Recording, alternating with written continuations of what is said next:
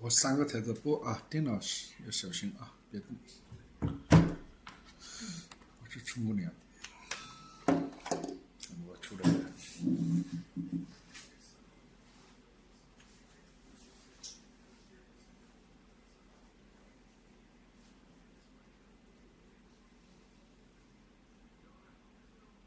你看它自动设计的东西真是非常好，为的就是字在边上。我估计他们还要技术上解决这些问题啊，已经至少半个小时。我这个短过后，袜子我要洗一下袜子。这些我都不会碰，我只有一个充电线，在这边。对，充电线不要碰那个东西就是。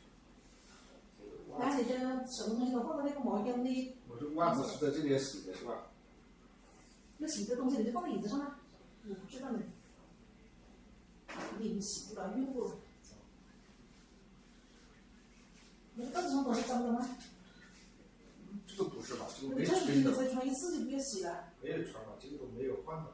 那你脏了，然后你放到那个厕所那个白色的筐里面去吧。这个是放到 OK。厕所里面有白色的筐，那个里面啥都没有，给你放脏东西了呢。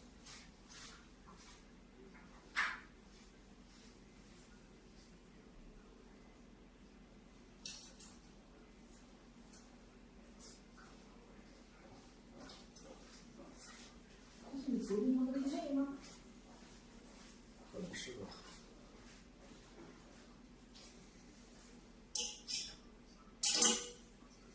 西装衬衣我这里只拿了1件啊。来，毛巾、短裤都在这儿。这里拿2件。这里拿2件啊？一个红的，一个那个。一个粉红，一个白的，还是一个蓝的？可以，白的可以，白的没有。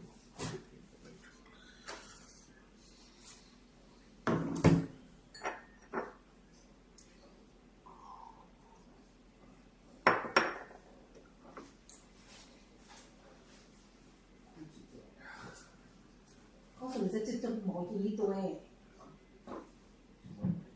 这个毛巾你换洗的衣服全都在里头。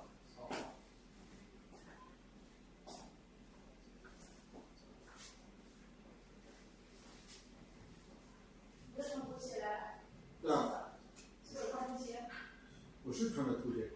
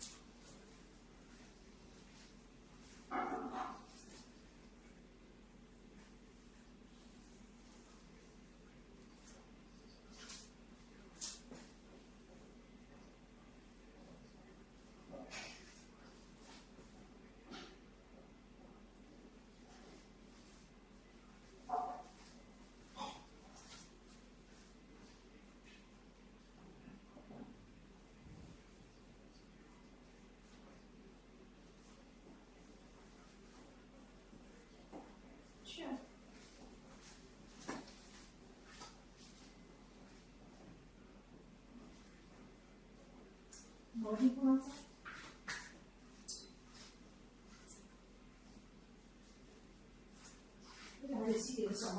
知道吗？不知道。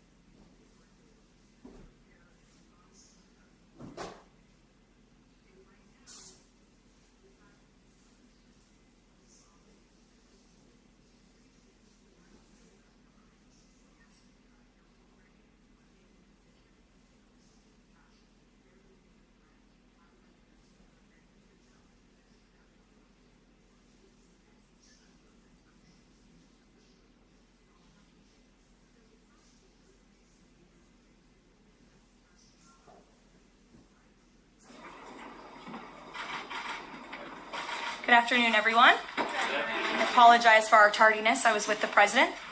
Let me begin with a few scheduling announcements today. President Trump will travel to Scotland, where he will visit both Turnberry and Aberdeen from July 25th to July 29th. During the visit, President Trump will meet again with Prime Minister Starmer to refine the great trade deal that was brokered between the United States and the United Kingdom. And the President and the First Lady will travel to the United Kingdom for an official state visit from September 17th to September 19th later this fall. This will mark a truly unprecedented second state visit for President Trump, and he is honored and looking forward to meeting with His Majesty the King at Windsor Castle. There has been a wave of positive economic news over the past week, which I would like to highlight today. Joe Biden's inflation crisis has been defeated. Prices paid to American businesses for goods and services were flat in June, which is lower than all 50 forecasters in the Bloomberg survey predicted. And core inflation, which is the best measure of inflation, came in lower than expected again in the month of June. Since President Trump took office, core inflation has tracked at just 2.1% overall and has come in below or at economists' expectations every single month. Wages are growing at a strong pace and prices are falling for everyday Americans. We also saw prices for new and used vehicles and airfares drop last month.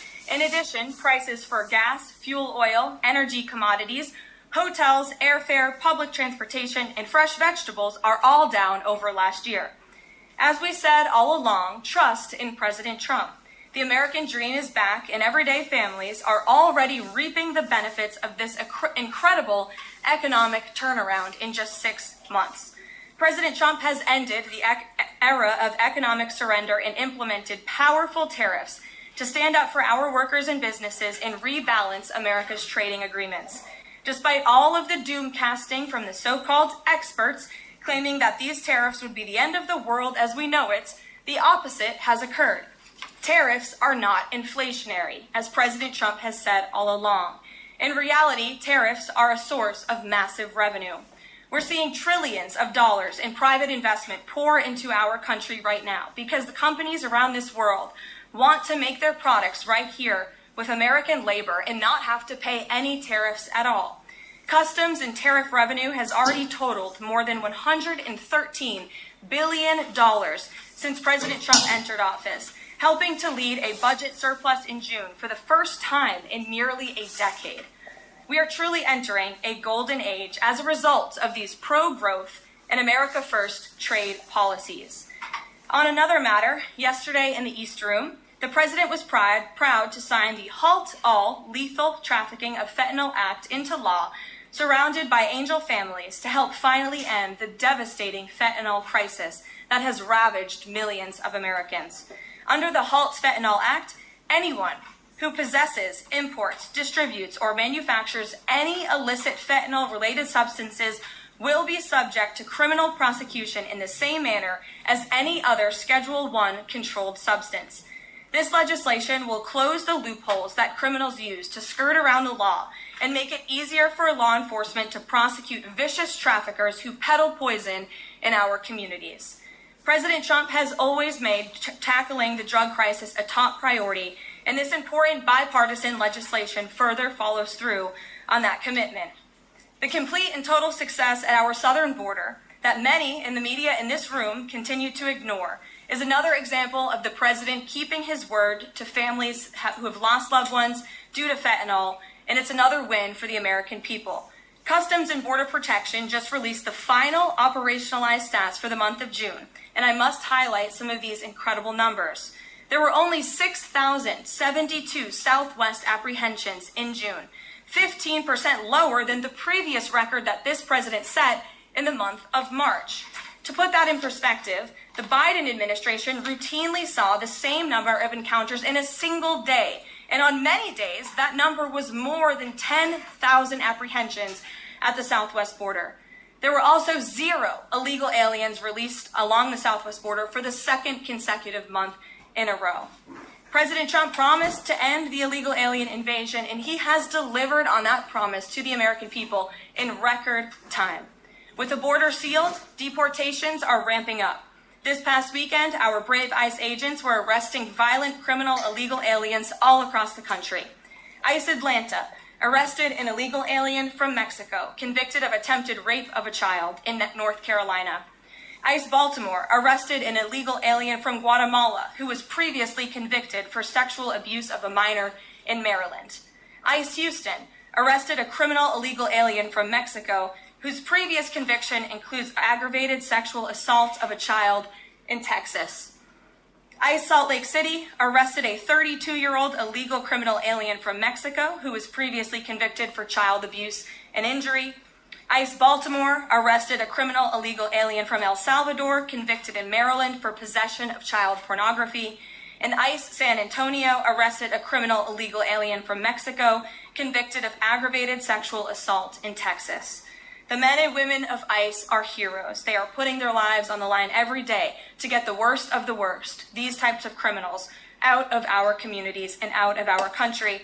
And the president continues to strongly have the backs of all ICE agents who are doing their jobs to keep all of us, including everyone in this room, safe. The facility, In other news, following President Trump's bold executive actions protecting American children from irreversible chemical and surgical mutilation, the largest provider of these barbaric practices will now be closing its doors. The facility in Los Angeles, California, is just the latest facility downsizing or eliminating their irreversible and harmful services that feed into the lie that you can somehow change a child's sex. The Biden administration peddled dangerous policies that defied medical science in favor of radical transgender ideology. But President Trump has put an end to that to ensure America's children's innocence is protected and our children can lead healthy and productive lives. Finally, last night, Senate Republicans passed President Trump's $9 billion rescissions package. This will help restore fiscal sanity in our country by rescinding billions in wasteful foreign aid and finally ending taxpayer funding for PBS and NPR, two media organizations that have ridiculously used federal dollars to push a partisan left-wing agenda for many years. The House should pass this rescissions package immediately and send it to the president's desk for signature. On another note, I know that many in the media have been speculating about bruising on the president's hand and also swelling in the president's legs. So in the effort of transparency, the president wanted me to share a note from his physician with all of you today. In recent weeks, President Trump noted mild swelling in his lower legs. In keeping with routine medical care and out of an abundance of caution, this concern was thoroughly evaluated by the White House medical unit. The president underwent a comprehensive examination, including diagnostic vascular studies. Bilateral lower extremity venous Doppler ultrasounds were performed and revealed chronic venous insufficiency, a benign and common condition, particularly in individuals over the age of 70. Importantly, there was no evidence of deep vein thrombosis or arterial disease. Laboratory testing included a complete blood count, comprehensive metabolic panel, coagulation profile, D-dimer, B-type natriuretic peptide, and cardiac biomarkers. All results were within normal limits. An echocardiogram was also performed and confirmed normal cardiac structure and function. No signs of heart failure, renal impairment, or systemic illness were identified. Additionally, recent photos of the president have shown minor bruising on the back of his hand. This is consistent with minor soft tissue irritation from frequent handshaking and the use of aspirin, which is taken as part of a standard cardiovascular prevention regimen. This is a well-known and benign side effect of aspirin therapy. And the president remains in excellent health, which I think all of you witness on a daily basis here. So the president wanted me to share that note with all of you. I'm happy to take further questions on it. We will provide the memorandum from the president's physician to all of you, as we always do. And we'll get to questions. Here in our new media seat, we have Frank Corva, who's the White House correspondent for Bitcoin Magazine, which comes at a timely week with crypto legislation moving across Capitol Hill. So why don't you kick us off, Frank, and thanks for being with us. Thank you so much. We appreciate it, Ms. Levin. Sure. I was curious to hear if the president was in favor of removing any and all language around central bank digital currencies from the Genius Act, maybe as a means to get it across the line and get it on his desk. And then my second question was about something the president spoke about in this room. He talked about a $600 de minimis tax exemption for Bitcoin and other crypto spending. So I was just wondering if you could comment on those. Sure. Well, the president did signal his support for a de minimis exemption for crypto, and the administration continues to be in support of that. We are definitely receptive to it to make crypto payments easier and more efficient for those who seek to use crypto as simple as buying a cup of coffee. Of course, right now that cannot happen, but with the de minimis exemption, perhaps it could in the future, and we will continue to explore legislative solutions to accomplish that. As for the central bank digital currency and the Genius Act, which you noted has passed through Congress and will be sent to the president's desk. I believe the House is voting on it. If they haven't, they should be passing it. We know we have the votes, and we expect it to get to the president's desk, and we are planning a signing ceremony tomorrow afternoon. All of you will get more details on that. This piece of legislation is going to make America the crypto capital of the world, and that's what the president promised. As for a central bank digital currency, the president opposes that. He made that promise to the American people on the campaign, and while it's not in this specific piece of legislation, he did sign a January executive order banning a central bank digital currency. The administration supports Congress's efforts to codify that executive order into law, and I believe there will be future pieces of legislation in regards to crypto that will be moving through Capitol Hill. The president looks forward to signing them, and he looks forward to the signing ceremony this afternoon. So thank you for being with us today. Sure. Jackie. Thank you, Caroline. There's been a lot of discussion about the Epstein files and the president's comments yesterday calling it a hoax. Can you clarify which part of the Epstein hoax is the hoax part? The president is referring to the fact that Democrats have now seized on this as if they ever wanted transparency when it comes to Jeffrey Epstein, which is an asinine suggestion for any Democrat to make. The Democrats had control of this building, the White House, for 4 years, and they didn't do a dang thing when it came to transparency in regards to Jeffrey Epstein and his heinous crimes. It was this president who directed the Department of Justice and the Attorney General to do an exhaustive review of all files related to Jeffrey Epstein, which they did. The Attorney General and the FBI, led by Pam Bondi, Dan Bongino, Kash Patel, these are great patriots, some of the most trusted voices in the Republican Party movement. It's part of the reason the president appointed them to these high law enforcement positions, and they spent many months going through all of the files related to Jeffrey Epstein, and they concluded what they found in that memo, which they drafted and they released. And so the president has been transparent. He has followed through on his promises to the American people, but he doesn't like to see Democrats and the mainstream media covering this like it's the biggest story that the American people care about. The president has been working so hard this week. On Tuesday, he went to Pennsylvania, where he secured $90 billion in investments for the Commonwealth, for the people of that state.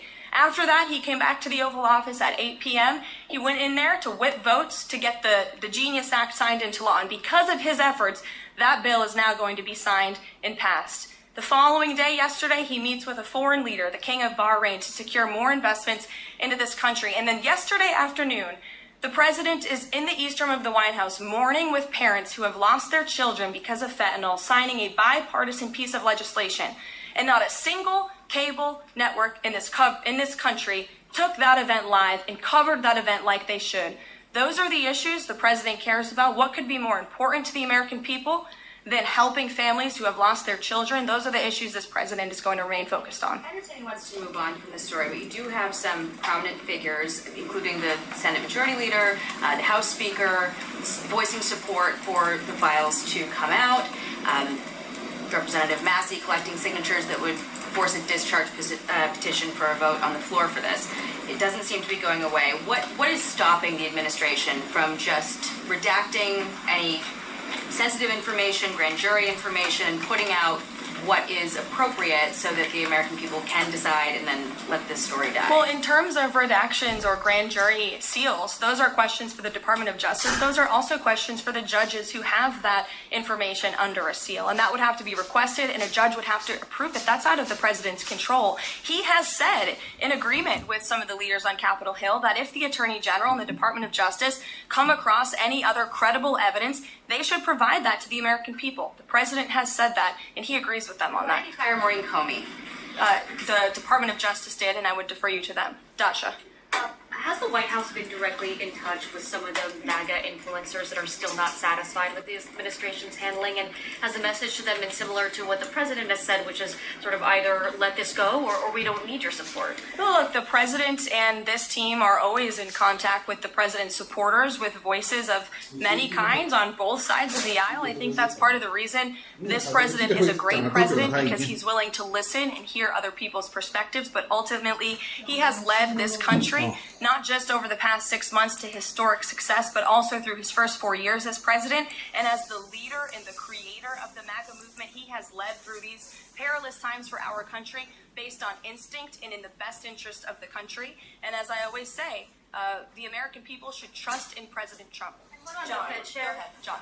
Thanks a lot, Caroline. The president on Monday announced that if there's not compliance with Russia within 50 days, there would be increased tariffs. Can you explain how that works? First of all, what happens if Russia doesn't end its war with Ukraine in 50 days? Well, in 50 days, as the president clearly laid out, if there is not a ceasefire agreement or a peace deal within that time frame, if Russia refuses to legitimately agree to a ceasefire, then they will face very steep tariffs, and they will also face secondary sanctions. So countries that are purchasing oil from Russia will be sanctioned as well, and of course that will do deep damage to Russia's economy. And I would just add that the president wants this war to end with a diplomatic solution. He's been pushing for it. This administration has spent many hours and a lot of time trying to solve this war very far away, but the president wants to stop the killing and he wants to save lives. Reagan, go ahead. What you were saying, Caroline. Reagan, go ahead. I have two questions for you. It's just about, if I may, it's just about the tariffs, the first part. I get the secondary tariffs, but there was only $3 billion worth of trade between the U.S. and Russia in 2024. It's expected to be far less this particular year.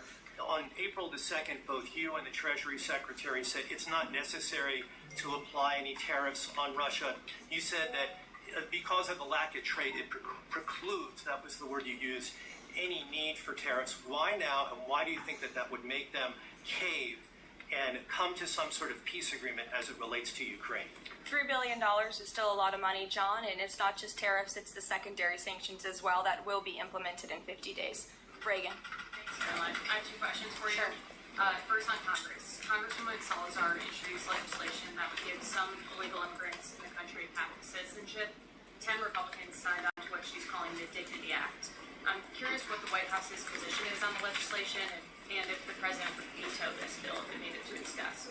From my understanding, the White House nor the president has actually read through this legislation. We've been focused on, of course, the One Big Beautiful Bill, which passed, which is another historic accomplishment of this president in record time. The Genius Act this week, the rescissions package, that's been the focus of the White House. But the president has made it very clear he will not support amnesty for illegal aliens in any way.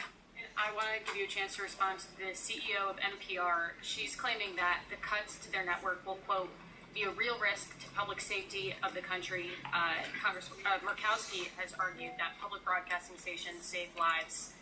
Could you respond to these concerns? The NPR CEO said cutting NPR will be a risk to public safety. I am not sure how NPR helps the public safety of our country, but I do know that NPR, unfortunately, has become really just a propaganda voice for the left. So just a few examples for you. In 2020, NPR refused to cover the Hunter Biden laptop scandal in the run-up to the election. They said their assertions don't amount to much, writing they did not want to waste the listeners' and readers' time on stories that are just pure distractions. That does not sound like an unbiased opinion. That sounds like a partisan opinion to me. And this is a taxpayer-funded organization.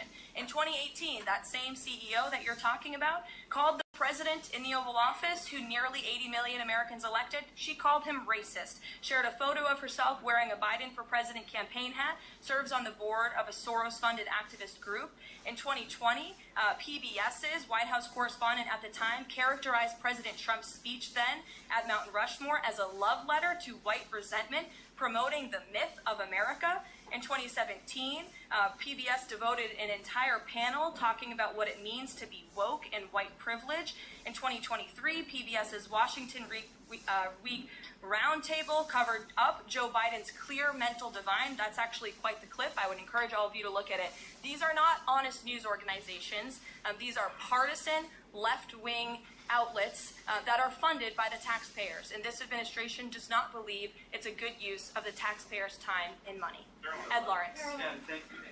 I want to ask you about the Federal Reserve. So does the president believe that the slightly restrictive monetary policy stance right now, could that cause an economic slowdown? And if he does believe that, when? What pause are you referring to? No, could the stance of the monetary policy is slightly restrictive?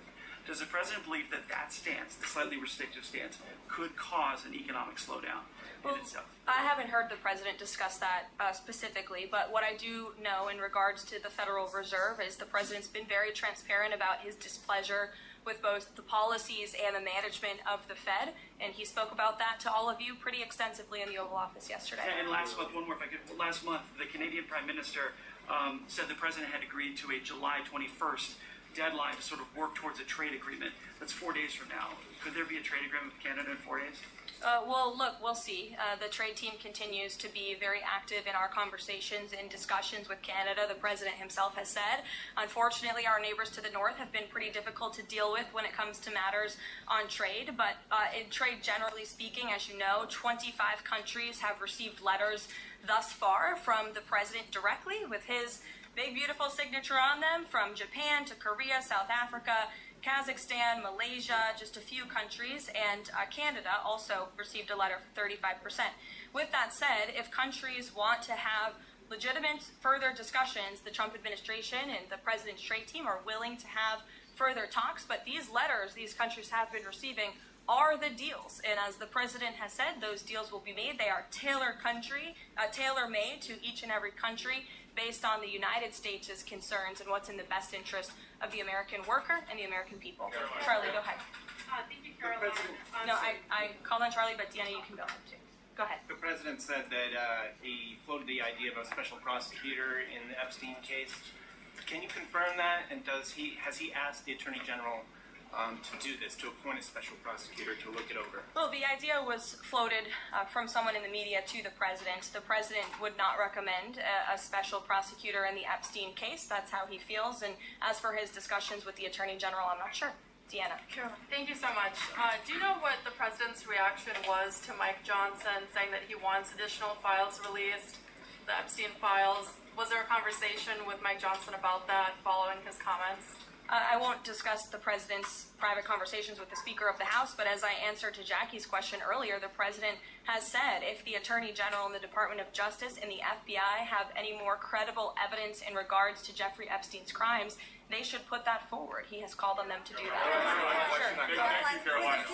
With a few days. I'll go to all of you, starting with the lady in the blue. Go ahead. With a few days to the August 9th deadline, how are the negotiations with Europe going? There's some sticking points. What are they? Can we expect a delay, or should we expect a deal soon? Well, I believe the deadline is August 1st. As for the European Union, they continue to be very eager in negotiating with our country for obvious reasons on ways to lower their tariff and their non-tariff barriers that we have long said harm our workers and our companies. So the president's trade team continue to be in talks with the European Union. Would he accept, or would he put forth a postponement of the August 1st? He's already said he will not. Caroline, Owen, go ahead. Good afternoon, Caroline. In Gaza today, Holy Family Catholic Church was struck by an Israeli shell. Yes. 3 people were killed, 10 wounded. What is the president's reaction to that church coming under fire? It was not a positive reaction. He called Prime Minister Netanyahu this morning to address the strikes on that church in Gaza, and I understand the Prime Minister agreed to put out a statement. It was a mistake by the Israelis to hit that Catholic church. That's what the Prime Minister relayed to the President, and you should look at the Prime Minister's statement that will be coming out. Back to your letter that you read at the beginning. Sure. The President, you said mild swelling in his legs. Is Yes, sir. it causing him any discomfort? How are you treating it? Nope. No discomfort from the president at all, and you probably all see that on a day-to-day basis. He's working around the clock. As for the treatments, I can defer to the president's physician, and we'll get you this letter. I think it will answer all your questions. Reports that a Chinese-born banker who works in Atlanta for Wells Fargo is being prevented from leaving China. Is he going to bring this up with President Xi? Are you aware of the case? I'm not aware of the case, but I'm sure our National Security Council team is. Steve will get you some answers on that. Thank you, Caroline. Two questions. So the first is that President Trump said that the Attorney General only gave him a brief overview of what was in these Epstein files. Does he have knowledge or an understanding of what is in the files related to Epstein that have not been released? Not to my knowledge, and that's a question for the Attorney General, as I said, and the President has told the Attorney General if they have any more credible evidence, they should release it. Is that evidence, would she have to run that by the President before she released it? I don't think so. He said if she has any more credible evidence, she should release it. Go ahead. Thank you. Go ahead, yes. Great. Thank you, Caroline. Two questions. One, today... You can go ahead, Andrew. Don't worry. Today, tens of thousands of folks are rallying nationwide to honor the legacy of Congressman John Lewis. Meanwhile, Republicans in Texas reportedly are working to redraw congressional maps at President Trump's urging. How is President Trump reconciling his call to action for Texas Republicans with the legacy of Representative John Lewis? I'm not quite sure how the two things are related. I think the president would agree that John Lewis served our country for many, many years. It has nothing to do with the redistricting efforts that are currently underway by Texas Republicans to add seats to their legislature. They have the right to do that. The president spoke to the congressmen and women who serve the great state of Texas about it, but it's up to them and it's up to their legislature to get that approved. And Caroline, this is the second question. And does the president support the Justice Department's request for just 1 day in jail for the officer convicted of Breonna Taylor's killing?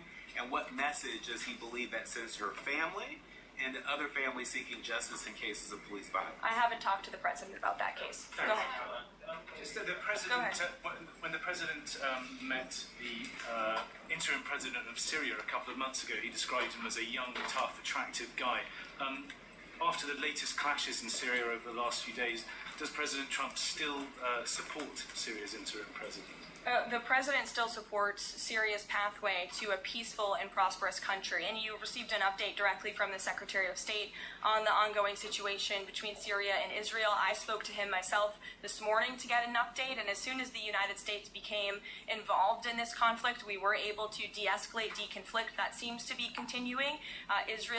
Syria agreed to draw back their troops that were in the area where that clash was ongoing, and we continue to be very actively monitoring the situation. The president wants to see Syria become a prosperous and stable country, and by the lifting of the sanctions on Syria, he's giving them a real chance to do that, and he wants to see that through. Andrew, go ahead.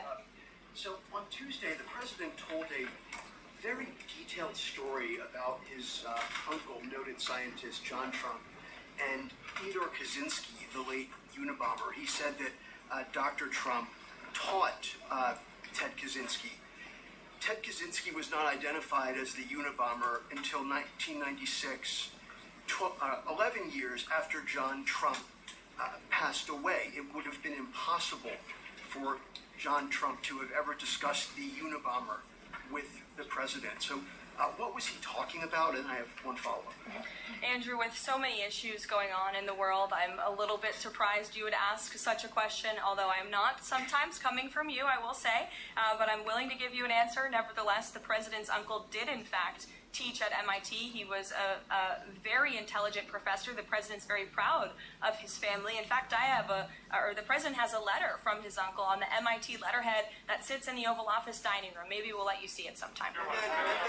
Elizabeth. Caroline, one more. Elizabeth, will the president consider pardoning Ghislaine Maxwell if the Epstein case is a hoax? Okay, I'll start off with the president said last week he would not be getting involved in the New York City mayoral case. If that mayoral race, if that's still the case, given his history drawing a large crowd in New York City, what's his reason for staying out of it in that way? Well, look, I think the president reserves the right to get involved in races or not get involved in races, and he's made the decision not to weigh in on the New York mayoral race, as you rightly pointed out, although he has gone as far to say he absolutely does not want to see Zemdami, elected, who is a known communist who supports the abolishment of private property, the defunding of police. He has made very well-known anti-Semitic statements. It would be a disaster for New York and for this country. And I think it's quite telling that this individual, a known communist, has been spending time in Washington this week meeting with leaders on Capitol Hill. This is truly where the Democrat Party is headed. Clearly, they learned nothing from November 5th and the president's overwhelming victory. Mary, go ahead. Thank you, Caroline. I want to backtrack to the hospitals that have stopped providing transgender surgeries and hormones for kids. On this front, does that have anything to do with the DOJ subpoenas last week? Should we expect any more hospitals to be shutting down their programs? And I wanted to also ask what you make of all these media reports, especially the AP, which I noticed, which portrays these children as losing something that's saving their lives. Yes. I think the president spoke a lot about this issue, which is a political issue, but also really a cultural issue that impacts children and families. He talked about it a lot on the campaign, and I think he was quite surprised by the uptick we were seeing in the embracement by the Democrat Party when it comes to the chemical castration and mutilation of young, innocent bodies. And so the president made it a very early priority to sign very strong executive orders to cut off the funding for any hospital or any medical facility in this country that provides such barbaric procedures. And as a result of that strong policy and the president's strong common sense position on this issue, we've had such an overwhelming response, which is great for children in Arizona. Phoenix Children's Hospital has stopped providing puberty blockers and hormone therapy to minors. In California, Stanford Medicine ended sex change surgeries for minors. Children's Hospital Los Angeles is closing its Center for Trans Youth Health and Development surgical program. In Illinois, Lurie Children's Hospital Chicago stopped sex change surgeries. Again, let's think about what we're talking about here. Sex change surgeries for minors. These are barbaric practices that no child, innocent child, should have to endure. And the president wants to protect the innocence of children, and I know the vast majority of Americans support him in that effort. This is a wildly popular and common sense endeavor this administration has taken, and we've seen many of these medical institutions have followed through with the president's executive orders, but we'll continue to take further action on this important issue.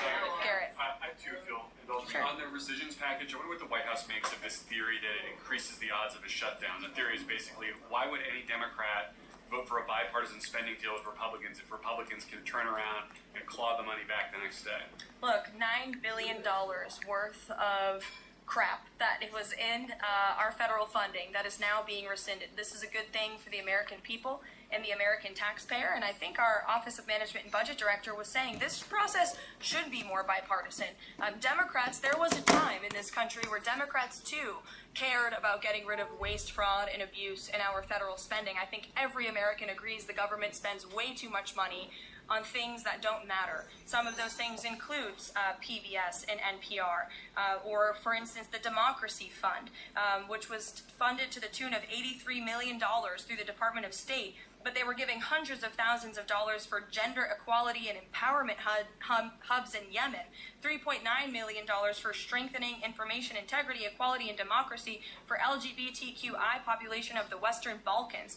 These are not good uses of the taxpayer funds, and Republicans are proud to lead that effort, and we wish more Democrats would join us in that. I wanted to follow up on the Marie Comey question just to clarify. Did the White House have any knowledge, or did the president sign off on her firing? This was a decision that was made by the Department of Justice. There was an agreement that was made between Immigration and Customs Enforcement and the Centers for Medicaid and Medicare Services regarding access to Medicaid information for 92 million Medicaid recipients around the country. That includes health information. So how does that not violate HIPAA violations and privacy concerns, for example, of American citizens?